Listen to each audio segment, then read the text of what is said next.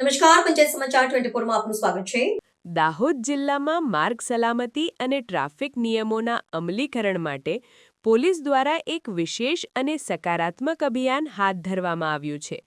દાહોદ ગ્રામ્ય પોલીસ મથકની ટીમ દ્વારા મુવાલિયા ક્રોસિંગ જેવા વ્યસ્ત માર્ગ પર ટ્રાફિક ડ્રાઇવનું આયોજન કરવામાં આવ્યું હતું।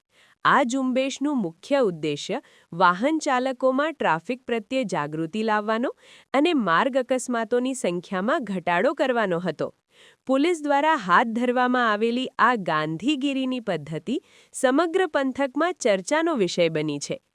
આ ડ્રાઇવ દરમિયાન પોલીસ કર્મચારીઓએ પરંપરાગત દંડનીય કાર્યવાહી કરવાને બદલે એક નવતર અભિગમ અપનાવ્યો હતો।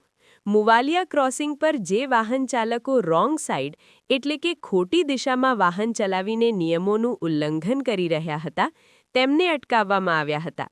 પોલીસ દ્વારા આવા ચાલકોને ગુલાબનું ફૂલ અર્પણ કરવામાં આવ્યું હતું અને નમ્રતાપૂર્વક ટ્રાફિક નિયમોનું મહત્વ સમજાવવામાં આવ્યું હતું। ચાલકોને સમજાવવામાં આવ્યું હતું કે ખોટી દિશામાં વાહન ચલાવવું એ માત્ર કાયદાકીય ગુનો નથી, પરંતુ તે અન્ય મુસાફરો અને સ્વયં ચાલકના જીવન માટે પણ જોખમી સાબિત થઈ શકે છે।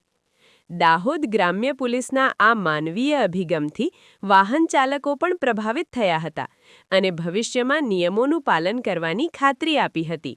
જિલ્લા પોલીસ તંત્રના જણાવ્યા અનુસાર માત્ર દંડ વસૂલવાથી ટ્રાફિકની સમસ્યાનો ઉકેલ આવતો નથી, પરંતુ લોકોની માનસિકતા બદલવી પણ એટલી જ જરૂરી છે।